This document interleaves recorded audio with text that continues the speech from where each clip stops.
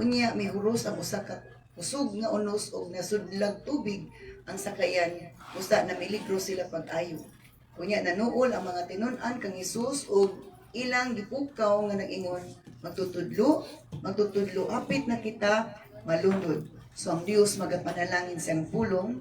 So kaning story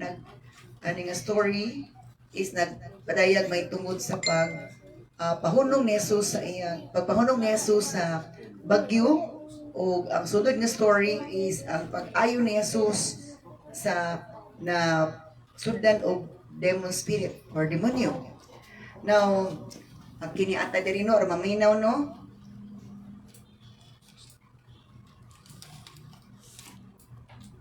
kinahanglan kabalo ta matakot sa Ginoo kay balakan ang nagtakot sa Ginoo. Mo grow, malig-on, madasig, mabulahan. So yun din basta kuno kaadlaw, misakay si Jesus sa sakyanan uban sa iyang mga tinun-an. Kung maingon siya, manabok sila sa linaw. Gidasig ni Jesus na let's cross to the other side of the lake. Gayna niya nga manabok ta sa lain nga linaw or other side of the lake. Kaya na siya buhaton dito na ipakita si Ginong milagro dito. O kay syempre si Jesus man ang leader nila sa mga tinun-an, whatever the command, the instruction of the leader must be followed. Sumuto nga nisakay sila sa baruto o nagsugod sila og lawig or tabok. Now, kung atong sabton, every leader starting in the Old Testament, during sa time sa leadership ni Moses, gipatabok sila sa dagat. Moses, as the leader of the Israelites, gipatabok sila sa dagat o nakatabok sila sa dagat, nagpaklayra sila. After kang Moses, ang nipuli ni Moses, si Joshua, gitabok sila sa Jordan River. Naadyo'y tabukunon ng mga water forms. Kaya during sa pagtabok, na ay mga milagro kakahitabo. O part na sa journey nga mo tabok kita sa lain nga tampi, kay part na siya. O kinanglan nga dili ta mo sibog, dili ta wala ko nag-negatibo. So during the time of the leadership of Jesus, as the master sa 12 disciples, siya ang pangulo, siya ang leader, magtutudlo sa 12 disciples. Gipa, tabok niya sila, nagnabok sila sa lake, sa linaw or lanaw. Kaya nga atong linaw sa Bisaya, katumang lawom kaysa na sa tubig. Ang lanaw mo ng lake. Pero sa lanaw is lugar mo na siya. So sometimes confusing ang mga gigamit nato nga mga terms sa atong dialect, no? So remember, nga part day sa leadership na agi tabukon. Naapoy tungason. Naapoy, naay lain-lain nga atong maagian. Part siya na siya. O matod pa dinhi nga nanguban lagi tuod sila. Sa nanaka na sila, sakay na sila. Now remember, kung i-compare na to during kang Moses, nabok sila walay lain nga transportation. Baklay na sila. Aning panahon na, lahi. Lagi gilid ni Jesus nga manabok sila, magtabok lang siya nga manabukit sila. Nagsakay sila baruto. Lahi na pud ang sitwasyon. So pagtabok nila, si Jesus kinakatulog man. Sa iyang pagkatawhanon, di siya matulog siya. Pero sa iyang pagka-Diyos, di siya natulog. Hello? Sa iyang pagkatawhanon, si Jesus nakatulog. Kaya normal nga tao, matulog man yun. Okay. So nakatulog siya. Pagkatulog niya, niabot bitong grabe nga bagyo. Kusog jud kay nga bagyo, ni kusog-kusog gud sa pagkusog-kusog. ang mga tubig na sulod sa boat, sa baruto. Now remember, baruto dili ship. Arang-arang ang barko kay murag dako-dako. Unya baruto man gikuso-kuso kalaro jud nga baruto dili barko. So, may mga panahon nga sa atong pagpangalagad sino sa atong pagsudod ni Jesus.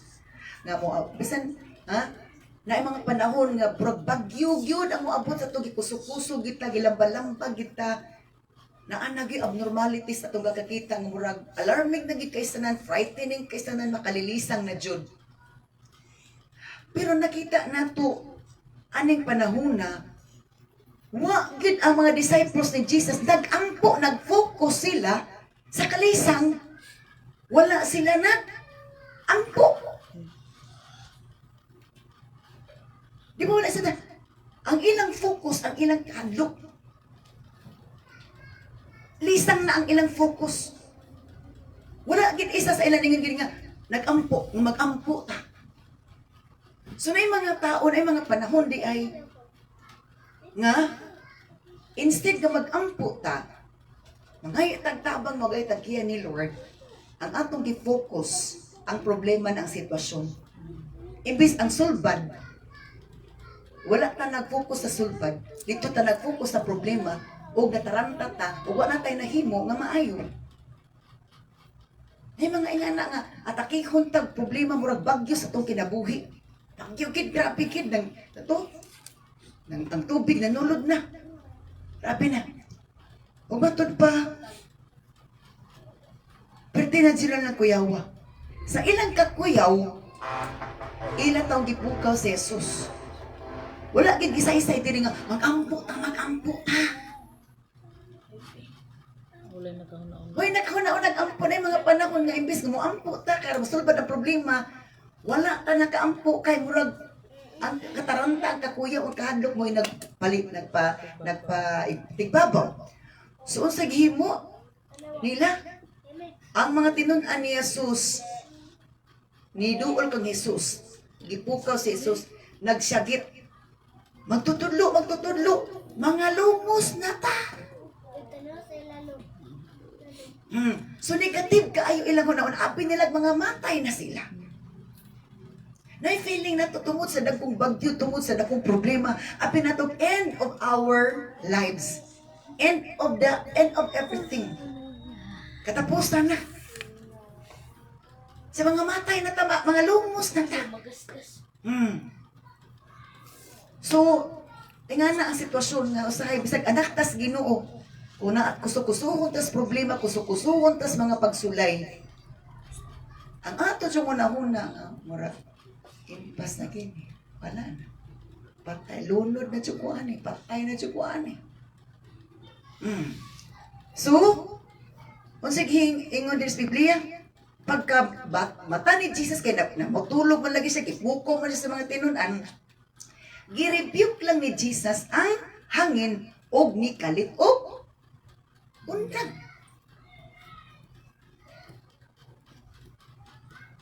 Because na si Jesus wala gid nataranta nga. Wala gid siya nataranta. So sa pasabutan na, a good leader will not be alarmed during the great trials. Stay calm and have faith. Be strong and be of good courage. Kaya kung ang leader mataranta during sa great challenge, wala siya stability sa iyang emotion, sa iyang faith, sa iyang courage, and to make his people nga mukalma pud, dili maayo. Ano napakalma niya? Kay gigamit niya ang authority o nakita jud ang authority nga bisan ang bagyo ang tubig mo ubay. So he just rebuked the wind and the raging waves. Matod pa, suddenly the storm stopped and all was calm. Pag-rebuke ni Jesus, rebuke ni Jesus, automatic ni patuo. So our faith, our courage can really make miracles.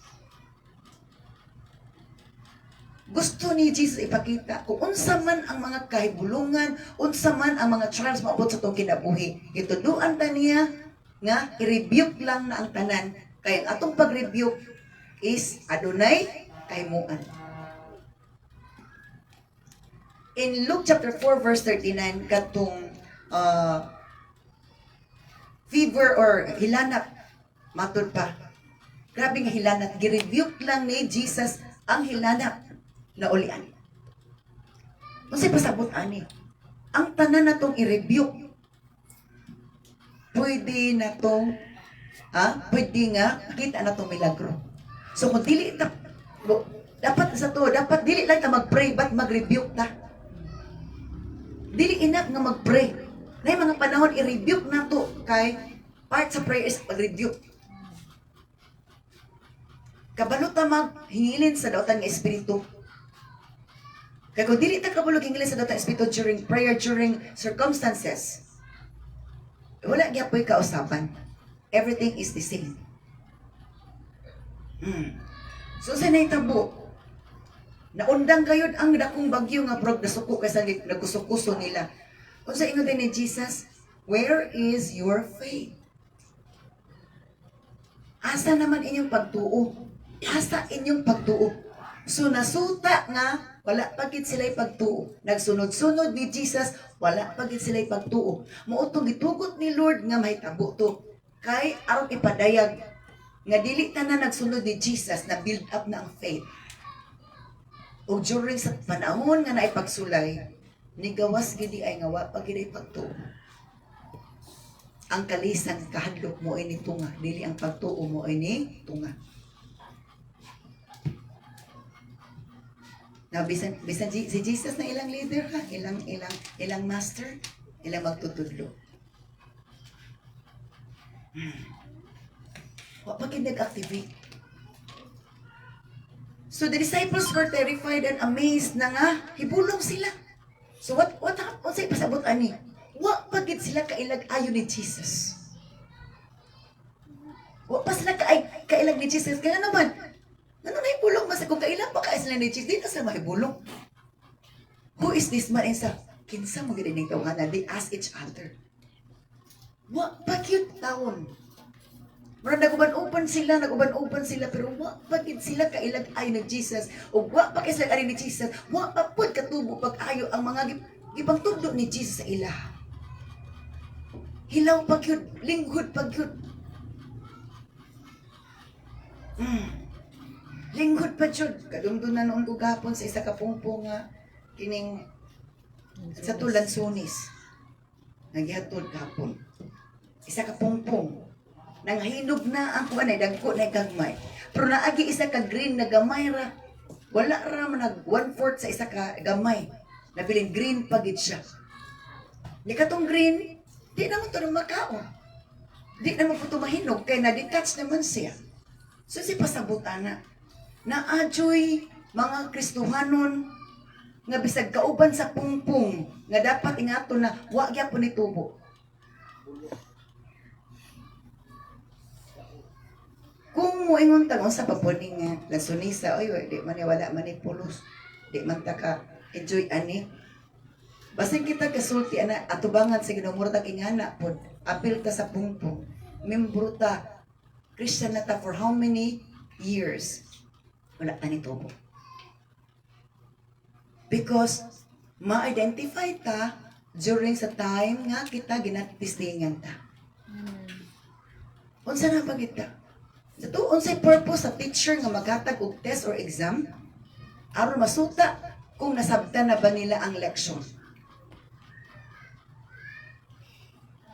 Kung nakasabot sila sa leksyon, kabalo sila sa tubag, makapasara sila.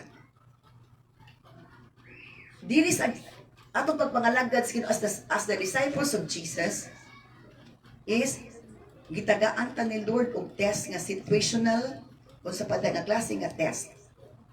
Kay gusto niya nga masuta nakasabot na ba ta? Naa na ba tayo pagtuo? Naa na ba tayo kalig-on? Naa na ba tayo o strong na bata? Lig-on na bata? Ang pulong sa Ginoo ni gamot na bagyod. Gi-apply na ba nato ang pulong sa Ginoo? Ingana na siya. So, nahibulong sila. Kinsa pag ginigtawhan ng atong gibugaban. When He gives a command, even the wind and the waves obey the isa nga. Ingon sila, kinsa ba nigtawhan? Nga iya lang gisugo ang hangin ug ang tubig. Nito man ni obey man. So, pagit sila taon kaila. So, na yung mga tao nga nakaila kay Jesus, pero ang pagka-Diyos nun, ang pagkagamhanan, o pagka-ginoo sa ginoo, wa pagidain, nailhan ng angalan. Pero wala pa sila kasinati sa gahom. That is why, kung makasinati tag gahom, makakita tag milagro, makasinati tag milagro, isa na ka makapadlig o nato, kuan nato na si ginoo. Manong gusto, nagitagaan ta nila og sitwasyon, para di anak makamove ang Ginoo. Kaya mo nang gitabok sila sa other lake, kay naay tuyo si Lord. Oh, naay tuyo si Lord. Naay katuyuan si Lord ngano mo tabok sila. So, nauta na si grabe ning kinsa ba ning tawhan na? Nga unsa ba ning klase nga tawhan na nganong bisan ang hangin ug ang mga balod nituman niya. That is in verse 25. Verse 26. So they arrived in the region of Gerasenes across the lake from Galilee. Sumuto kay dito pa to sa tubig sila gibagyo. Dito pa man sa tubig, basta sa daplin. Na yung mga panahon during time nga, istingan ta mura pag feeling na to. Wa na kita ko na ni. Patay kita kalayo na kita sa daplin. Lahi ginis dito malunod ng kita mura maimpas dili na kini atong problema masulbat. Na yung mga panahon nga atong sitwasyon, abi na to. Wala na gid kay bro natas tunga sa dagat. Malumos na taway mo rescue na to. May mga panahon nga ingana, atay problema na sitwasyon ingana. Pero as long nga si Jesus atong tawagon, tabangan ta niya na siya'y buhaton. So nakatabok ra gid sila. O naabot sila sa region sa Gerasenes. Tabok dito sa lake gikan sa Galilee. As Jesus was climbing out the boat, sumuto, nakabuta siya sa baybay. Nihinay ni si Jesus naog sa kaning sakayan or sa baruto na amay usa ka tawo nga na demon possessed. Nga nitagbo pa gid ni Jesus. Mo ni hinungdan nga nung adto sila sa tabok sa lake sa lanaw. Di lanaw del norte, lanaw del sur. So, kitagbo pa gid siya sa demon possessed nga tao. And then, for a long time, he had been homeless and naked, living in a cemetery outside the town. Katong tawhan na, dugay, nagito siya nag-antos sa ikaimtang. Hubo na, wala na siya kagalingon, o sa tababuang na. Di na siya normal. Dili na normal ang iyong utok, dili na normal ang iyong binistikhan. Wala na siya balay kay buang baya. Bisag asa na lang siya paingon. Hubo. Kunya usahay, adto na siya sa sementeryo. Kana nga klase nga tao, di ba, lingon na to, murag buang na. Kaya kung sakto pa siyang utok, muuli man siya sa iyang balay, iyang pamilya. Because somebody is controlling his mind. Demon possessed. Nakuha na siya na, ang nag-control sa iya, ang demonyo na. Demons na, legions. Umatod pa, sa diya, nga ang maong tao nga na sudag demonyo, nakita ni Jesus in verse 28. Sa pagkakita niya kang Jesus, misiyagit siya, unya miyapa sa ing atubangan og maingon sa kusog nga tingog, Jesus, anak sa labing halangdong Dios, unsa may tuyo mo kanako, ayaw intawon ako pagsakita. Now, akong pangutan, kinsa man ning nag-ingon? Kinsa man to nag-ingon? Dito? Ni siyagit ang maong tao. Ug ningon, ug mihapa sa iyang atubangan ningon. Gusto, Jesus, anak sa labing gamahan ng Dios, unsa may tuyo mo kanako? kabalo ang demons nga ang tuyo ni Jesus mao to tawhana o katong demon spirit gakadlok na nisakit na siya nariak na during that time mamuhat ang Ginoo mag-react na ang demon spirit kay di na siya kasabot kay muraba og sa lapinig pagitayog na ang iyang balay na nga kuan na sila nangabungkag na sila ug matod pa rin unsa may tuyo mo kanako ayaw intawon ako pagsakita ko dili na tong tao mo ang demon spirit na gigamit lang iyang baba ayaw kog sakita kay kung siya pa normal ato nga tao ay siya tabangi taon ko Jesus pero ang demon spirit nagpakiluoy nga ayaw kog sakita ang demons ang ilang head klaro kay sanan dili na tong tao gigamit lang ang baba sometimes ang atong kaistorya dili na siya ang demon spirit na dili ta kasabot ana wala pag gid ay kay tanaka kuan sa atong spirituality level so dili na ang tao mo nasulti gigamit sa to klaro kay sanan intini nga siya I beg you don't torture me nagangyo siya nga dili siya i-torture. Okay. In verse 29, gisulti niya kini tungod kay nagsugo man gud si Jesus sa yawa sa pagwala gikan kaniya kining tawhana kadaghan na atakiha sa yawa ug bisan ganig bilangguon siya og kadinahan ang iya mga kamot ug mga tiil bugtuon niya o ang kadina og dalpon tad-on siya sa yawa ngadto sa dapit nga awa. Grabe na cute. Gidaog-daog siya kung asa sa dalon sa yawa, sa demons, dito siya maabot. Kadinahan siya, bugkusan siya. Bugto tungod kay ang demon spirit na apoy gahom. So nag-react ang demon spirit, nag-react ang yawa, ayaw tawon kog sakita. Do not torture me. Oh, do not torment me. Kay kontra man. So every time nga sila i-rebuke mo na isa to ingon ni Jesus i-rebuke kay kung dili mo dili to i-rebuke dili sila mo hawak. Mahadlok sila kung mag-rebuke ta. Na gusto ni Satan o yung mga demons dili ta mo rebuke kay aron nga dili sila bungkag dili sila mga disturb. Mabitaw nga if you know about sa mga deliverance session, during time, praise and worship, muragulay, samo. Pero inside, gag-grieve na sila, gag-struggle na sila. Muna ang tao, di kasabot. Usahay, pero makuan lang. Pero during the time nga, naanay manifestation, i-rebuke na hinahinay, mga demons with your name na mag-struggle na nito muna uban maniagit, dili na kasabot. Ganitong uban na naunsa na to sila. Na ang demon spirit wala lang siya ka-react. Kay kuan pa siya, strong siya. Ipabilin nito. So, unsay naitabo? Kung asa ko siya dalon sa kaaway, dito po siya. Kay na-possess naman siya. Verse 30, Jesus demanded, what is your name? I-interview ni Jesus ang demon spirit na sulod. And ni-reply din ang tao, Legion. For he was filled with many demons. Because ang legion means thousands ang demons niya na naasulod. Centurion means 100 ra ang iyang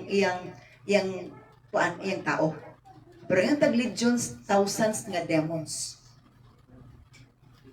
Na ay, di ba sa ranking diri sa police, sa army? Di ba na ay general, ang general, pila na katao yung gidala? Ang colonel, ang captain sa panadiha, nagdepende na siya. Na idadala nga tao, 50, na ay 30, na ay 50, na 100, na.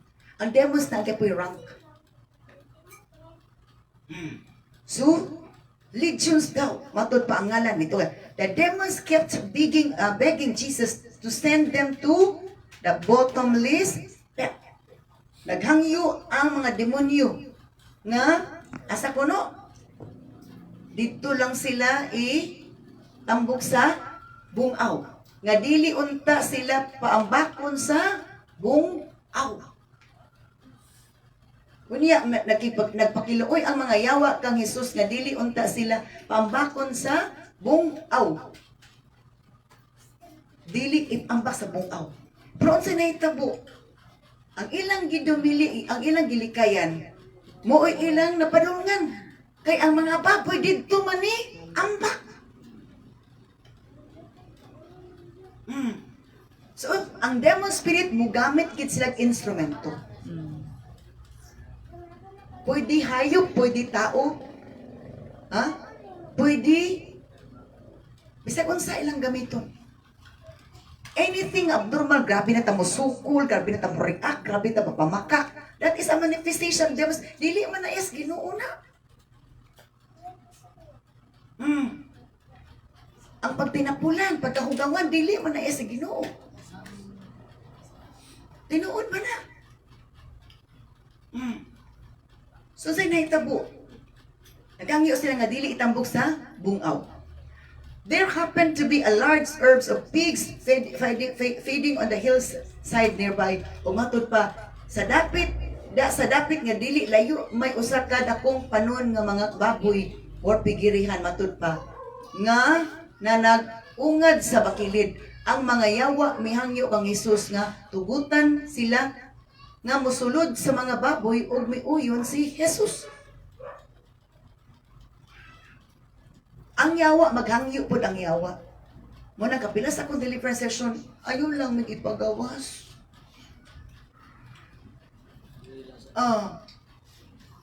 Pwede nga, conditions ako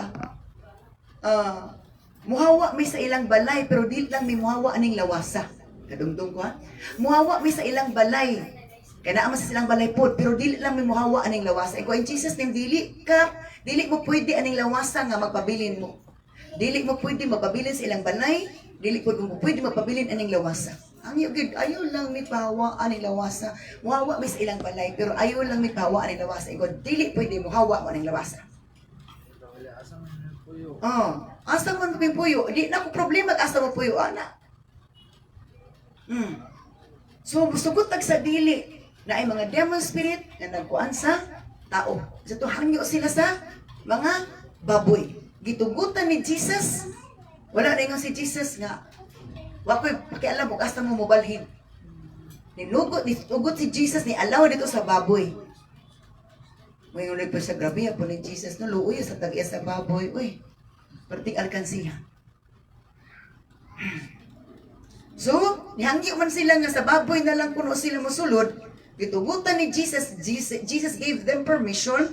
So when the demons came out of the man, sa kuno, sa verse 33, Luke 8:33, sa diya ang mga demonyo nga legions or thousands ni gawas na sa tao nga muutoy nagpa-abnormal yan nga gahubo na lang, ha? Abnormal ang iyang mind, abnormal ang iyang una-una, abnormal ang feelings, abnormal ang tanan.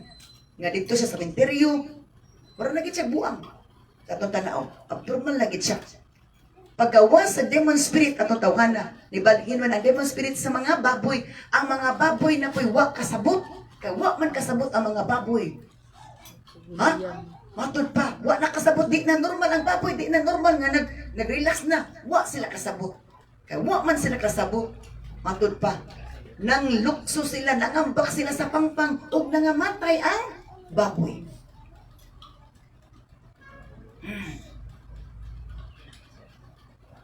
Pagkagawa sa demon spirit nga nibalhin sa baboy, na normal ang tao.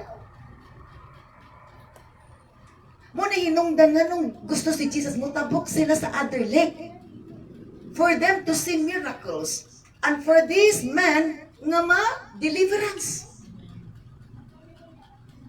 Pero before ang na-deliver sa hitabo, dagko pang balud, bagyo ang ilang na encounter. Sometimes, before the great miracles, there are great storms that we are facing. Sa dili pa nato makita ang mga milagrong dagko pong mga bagyo pagsulay mo abot sa tua. Mga nga mo nang dili tama, Discourage ko na yung mga bagyo mo abot sa itong kinabas ito. Di tatagaan ni Lord og pagsulay na di na to kaya. Balatian man, kaubad-on man, sa padadiya, sitwasyon. There is always a way in God's side. Na ipamaagi ka nunay sa Ginoo. We just have to call the way. Jesus is the way. Si Jesus ang pamaagi, ang dalan, na kita maka-ipsut, maka-overcome, makalatas.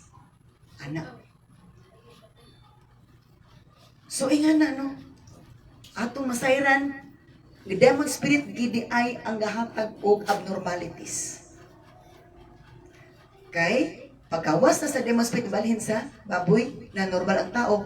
So, when the verse 34, ang mga tao nga nag-atiman sa mga baboy nakakita sa nahitabo busa nadagan sila og nanugilon niini didto sa lungsod sa kabalangayan.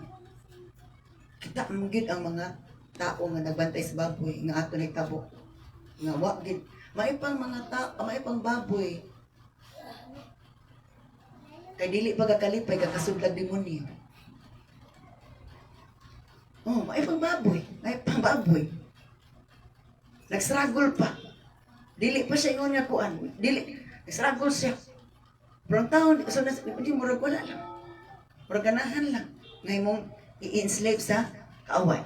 So nakita sa mga tao na nag-atiman sa baboy, sa unsay nahitabo. O nanugilon sila dito sa lungsod sa mga katawan nga nito. Nangadto ang mga tao aron pagsulti o pagsusi sa inatabo. Miduol sila kang Jesus o nakaplagan nila nga naglingkod sa tiilan ni Jesus ang tao nga kaniadto giyawaan og karon may bisti na ang ug maayo na ang panimuot. Naulian. Nagsanina na. Normal na ang una-una. Normal na itsura. Normal ang tanan. So anything abnormal, it's not from God. Ingana ragid ka sa'yo. Ingana ragid ang realidad.